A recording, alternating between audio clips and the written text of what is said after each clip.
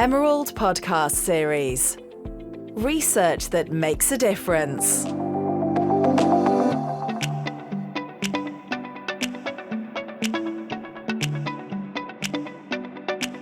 Hi, I'm Rebecca Torr, and welcome to the Emerald podcast series. Today, we're exploring self-directed education, a learning-led approach that's been gaining interest in recent years as more people begin to question the limits of traditional schooling. I'm joined by two passionate advocates and researchers in this space. Dr. Christel Hartkamp-Bakker, researcher at the Open University in the Netherlands and co-founder of several Sudbury model schools, and Dr. Melissa Riley-Bradford, senior professional lecturer at DePaul University's College of Education, whose research focuses on self-directed and democratic education. In this conversation, we unpack the meaning of self-directed education, the challenges of conventional schooling, and how self-directed approaches are being adopted by a growing and diverse range of communities.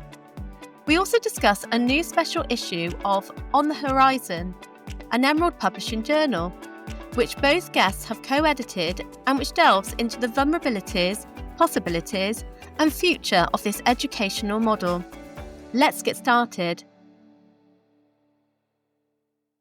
Self-directed education is sometimes a little bit misunderstood as self-directed learning. Self-directed learning is really about learning quite in a conventional context.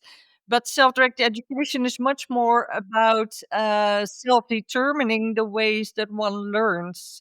And it's much more based on the biological foundation of how people learn in the first place by all kind of means, like play, like exploring things, like watching others do things, by going to libraries, by going to meeting other people, talking, conversations, you name it. You can learn through many, many different ways. And actually, everybody is doing it. Everybody is doing it constantly. The moment that you start waking up in the morning, you start learning because you start to interact with your environment. But we specifically, with this special issue, wanted to focus on school children's learning because school children in many countries, perhaps not in all, but in many countries, have no choice but go to school. Like in the Netherlands, we have an attendance law that by law students need to be in a school, and homeschooling is actually not allowed formally. And there are other countries as well that don't allow homeschooling. So I think it is much more, it's much broader than only the type of environments that we are discussing in our special issue. And we don't want to focus only on that. Obviously, there has been a massive increase in self-directed education in recent years. And I was just wondering, Melissa, if you could maybe talk to us about, why there is an increase, but then tell us about the sort of history and the legacy of self-directed education today. Sure. And thank you so much for having us. So, what we're seeing is an increase in student and family unhappiness more than anything else with their educational experiences. Families are under a lot more stress today, and the children themselves are under quite a bit of stress. And depending on the community that you're looking at, there's also a mismatch between the values that are being inculcated through the school system and the community values. So that mismatch is a problem. I think that in the US, certainly there's been so much of an emphasis on standardized approaches to learning.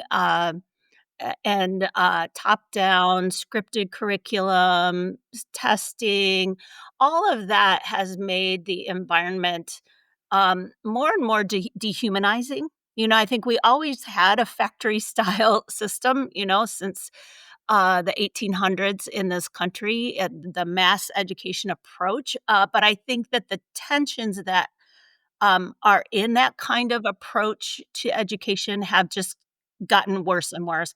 While students are, yes, they're struggling with mental health, they're struggling with neurodivergence, they're struggling with, gender identity. There's so many things that are creating almost a pressure cooker, school violence, and so all of that I think is part of the impetus for people turning to self-directed education. And then, of course, COVID certainly contributed to the shift. There was already an increase, but then I think when COVID happened, it went up. And again, in the US, we're seeing a lot of truancy, student absenteeism has skyrocketed. And yeah, so I think all of that is sort of conspiring to cause people to really turn to a very radical in the sense of so different from conventional schooling, approach, for their children. Fantastic. Thank you. If I may, I've got a question about sort of neurodivergency, and I know you touched on this earlier. I just wondered, sort of, with this approach, this sort of self-directed educational approach, how does it support children with neurodivergency, like dyslexia? I mean, those sorts of, that you do see in mainstream schools, not necessarily sort of like some of more of the specialised schools, but obviously in mainstream education, you see lots and lots of children with dyslexia. I just wondered how this sort of supports those children and beyond dyslexia, the ones that do go to mainstream schools. How does this approach sort of support them, and what can it offer?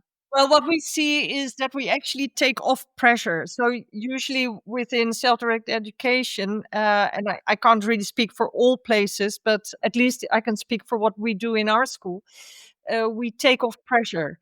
We don't demand anything. And I have in my research one example, one participant who suffered really from dyslexia, and he came to a separate type of school, and he was a young boy. I think he was 8 years old, and he was very enthusiastic.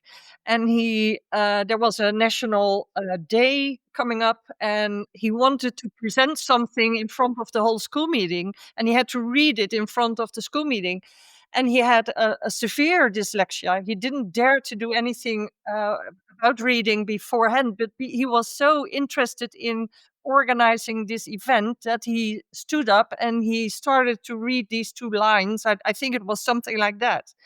The moment that he did it, he understood that this environment actually didn't judge him.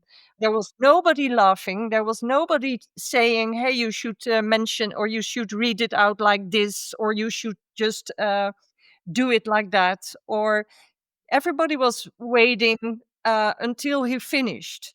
And then really something dropped in front of his eyes, that he really saw, okay, I am accepted the way I am, with all my incapacities, with all my not completeness. I'm not perfect yet, but okay. And that is actually the way that self-directed education is functioning. It's working from inside out. It's working from this intrinsic motivation to do something else, to do a job, or to be part of organizing something that make people learn and do things and feel competent and feel and have the confidence to do things. And that's how you learn. Wow, that's so touching. That, I mean, that these children, adults are able to thrive in an environment that allows them to express themselves in the way that they feel comfortable. Thank you so much. I think we should get into some of the papers that are in the special issue, because they do cover different aspects of self directed education. And I just wonder if we can start with Rennie Two-Gass's literature review. And she talks about, in this literature review, she talks about the vulnerabilities of self-directed education. And I just thought, if you could, Melissa, if you could tell us about this paper and what sort of stood out to you. Absolutely. I think that this article presents a critique that is a really important for people in self-directed education to be considering, because it's about our social obligations, our connection to community, and sometimes self-directed education is presented as a very individualistic approach. It's just me and my kids and, as if any of us live in a bubble.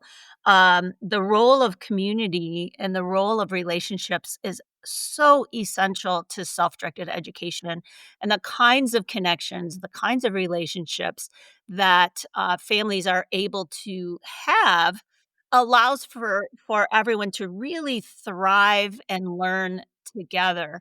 However, as Tugas explains, there's an underlying ideology throughout our Western world society that is based on neoliberalism, which, of course, is a big word that gets tossed around a lot. But what does it mean? It means approaching life in a factory style, right? Standardize everything, push kids through by age and all together, 30 kids, move them here, move them there. Commodifying everything, looking at education as if it's something that you buy, that you're a consumer and you're purchasing it.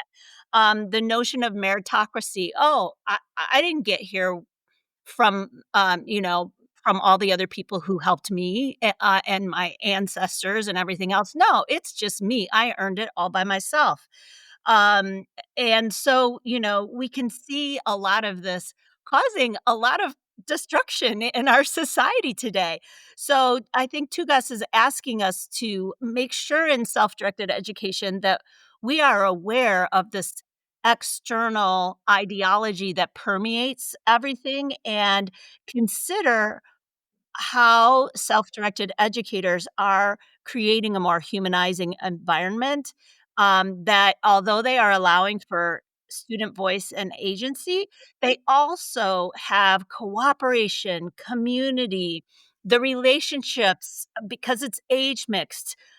They're so different. Just a quick story: when I was in public school teaching eighth grade science, the distance between me and my students was so palpable. I was the bad guy because I was the adult. So, keep things secret from the adults. Yes, they're going to force us to do stuff and we'll be compliant, or maybe we will resist, but, we're not in this together. And that was always really disturbing to me when I was teaching school. It just didn't feel right. But in a self-directed education community, whether it's a democratic school or another type of school setting, or it's a liberated learner center, or it's unschooling, with other families, because it's fully age mixed, the dynamics are so different. The kinds of relationships that are fostered in this environment are so healthy, so natural, so respectful, so kind. It just goes with the territory. But we forget to talk about that because we are in this neoliberal society. So we might want to argue, oh, kids can get into college. They make certain amount of income when they leave these types of settings. And, we try to maybe defend it based on neoliberal standards. And Tugas' article, she turned specifically to Black homeschoolers because she says this is a community that was already resisting this neoliberal ideology and turning to communities. So she utilizes those experiences to help illuminate how self-directed education can resist this neoliberal approach to life. Amazing, thank you. That sounds such an interesting area of research, actually, and sort of what they've turned to and how it's made a difference. And I just wondered if I could come to you, Christel, as well. And there was an article which was talking about teachers and how they had transitioned as well. Because I mean, both of you sound like you were maybe you've been exposed to like the conventional systems, but actually have transitioned as well. So I just wondered, sort of, what were their deschooling journeys, and sort of how did that play out, and what the research focused on? Yeah, thank you. This article, that's by Justice Smith, and she explored actually the experience of 11 former teachers, which is quite interesting because uh, normally we always focus on the students, how are students doing, or what are they doing after these schools, or what are the experiences. But for teachers, moving from a traditional system into a self-directed learning school or center or whatever is as much a deschooling adventure as for children. And we recognize that this unschooling process within children very well. But actually, this happens with teachers as well. We always say to staff when they come to our school, it takes 2 years to really understand the skills you need to have to become a good staff member in our school, because it takes a lot of time, because it's such a totally different environment, and it needs such a different pedagogical and ways of working, knowledge behind how you approach things, how you talk with students in an equal way, how you treat students in an equal way, how you support their autonomy, how you build on their competence, and things like that. So I was really pleased to see this article coming into our special issue, because this explores exactly this transition that you see, that people coming from a traditional system running into questioning their own assumptions, because they go to become teachers because they have this ideal in their mind that they want to make a difference in children's lives, and the reality is so different. So as soon as teachers start to understand that their reality is so different from what they envisioned, it sometimes comes so far that they start to question what they're really doing in those schools. And things like understanding that they themselves are actually so ingrained by the institution themselves, even from a beginning. We all went them to conventional schools. I'm a conventional school person, and I can say, well, it perhaps didn't harm me, but if I really take a good look back, did it really support me? I'm not sure, because I really already knew very well what I wanted to become and what I wanted to do after schools. And actually, I became what I am more despite the school than because of the school. So I believe much more in how a young person, when you're really can develop your own ideal in society, that you can develop yourself into that direction in a much more focused way than what we do now with schooling children till they are 18. And in fact, what teachers learn is crowd control, and it's also something that you read here. You read that one of the participants actually said, well, I was actually more busy with yelling at the children than doing some more positive things. Or there was another participant in her research that said, well, I recognized two groups of children in my class. One is like roboting their way through it, ticking off every box of the rubric, not but not taking any risks. And there's another group like zombies through it. They zombie through it, and just like trying to get to the end of the day doing as little as possible. Uh, and that made her awareness of what am I doing, and then coming from that system, going into this more self-directed educational setting, they started to understand that they really had to transform and let loose a lot of their own assumptions and the things that they were taught. Yeah, and she does it with this book of Ivan Illich as a guiding lens through her entire research, which I believe is also a very interesting way of looking at it. Yeah. Fantastic. That's I think that's great, isn't it? To have that other perspective, because like you said about the relationship, it's not just children that are learning. I guess in this environment, the adults are learning, the teachers are learning, um, and they're all going on the journey together. which is really interesting.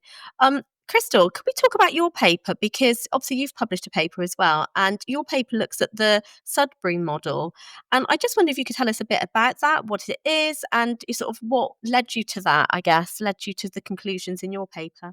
I focused on the Sudbury model, and first maybe explain a little bit. It's just a very distinctive approach to education, and it emphasizes the complete student autonomy and democratic governance in one organization.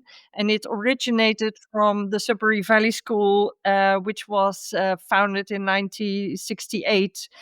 And it let had the operation of the school is based on the belief that children are naturally curious and capable of directing their own education, and treat them as full human beings, I must add.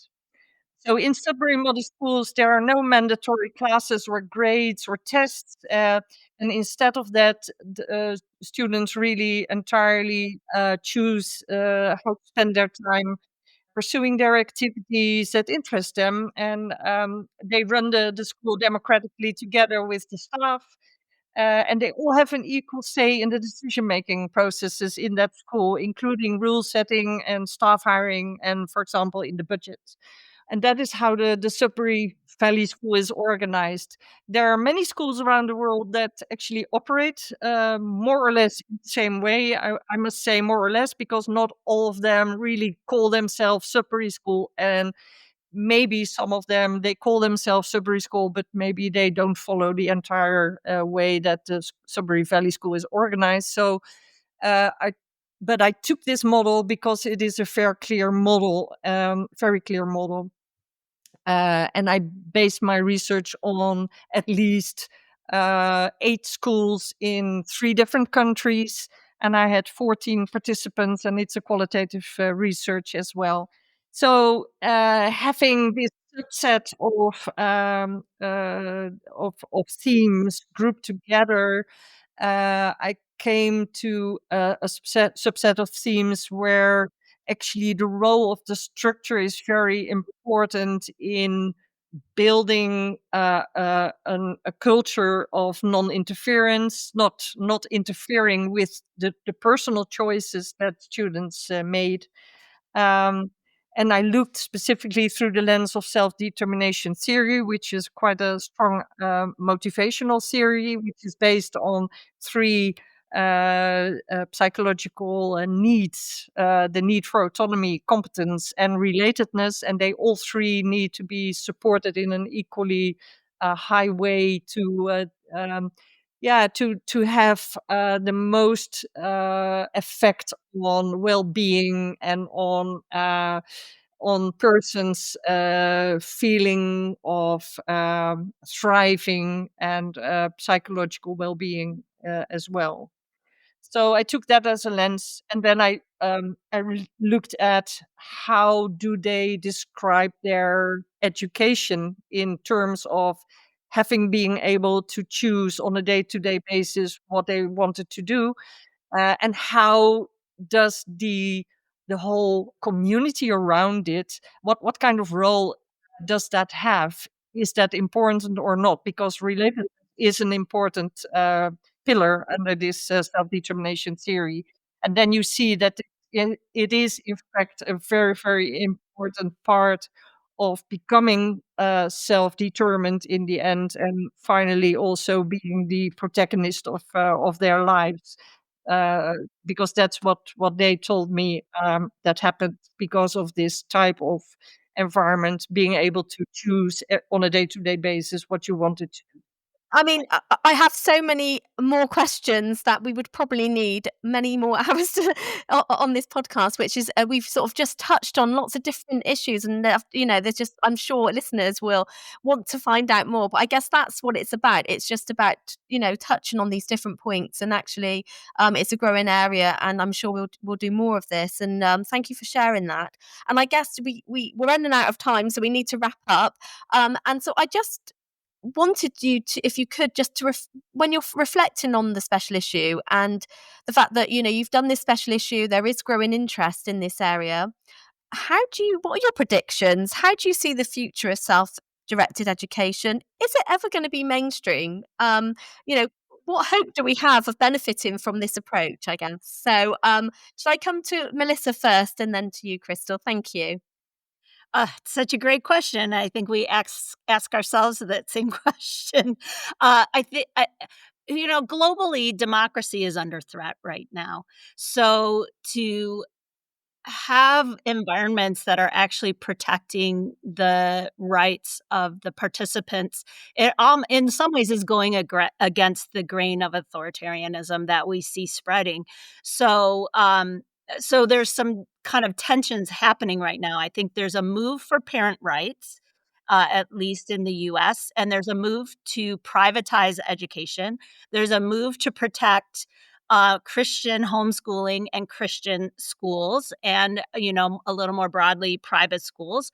But do they really want schools that are democratic, where students are, where we emphasize children's rights and students have autonomy and are really learning how to be democratic people? I think that I don't know how that political tension is going to play out, but I would say that um, we are thinking that we may reach a tipping point because children are so unhappy, because families are going to always put their children first. Um, as this movement grows, it's postulated that perhaps we can reach a tipping point, and if we do, I think there will be a shift where people start to say, "Oh my gosh, why are we torturing children the way that we are when we don't have to? We don't have to do this. Why not create beautiful, wonderful, harmonious, happy spaces?" When I ask my university students to share a favorite childhood memory, it's usually outdoors. It's usually with children, and usually there's no adults around. And almost never, in the hundreds of times I've asked this question, do the people say school. That's a tragedy. That's a tragedy. Why are we doing that to our children? Yeah, I really back back up Melissa her answer. Of course, my ideal would be that at least in the near future, self-directed education is accepted as a full alternative to mainstream education, standardized systems, because we are so prone to standardized systems that we don't even recognize that we are enforcing the standardized system by doing a lot of research on the standardized system. And we don't even acknowledge that the results from these researches is actually enforcing the system because we take it for granted. We don't even mention the system anymore. It is just the way that we treat children. So this is the way we treat children. We do research on it and we come to conclusions to enforce that system because there's no other system that we look at. We don't compare it with something else because we don't have anything to compare it with. Um, Having said that, I think it is really time that we should acknowledge that there is much more on the world than only one particular standardized system, um, because there is one size does not fit all. And a lot of students, as Melissa also said, are suffering in this system. Perhaps not all. Perhaps there are students that are very happy, that really love to be taught every day what to do. Just please let those systems be there together, because I feel that we can't even promise that self-directed education is good for everybody. So I believe that we really need to go to a much more pluralistic system of alternatives for people to choose from, rather than presenting just one system demanded by the policies of the politics. So that is actually what I hope for, in hopefully already in a near future.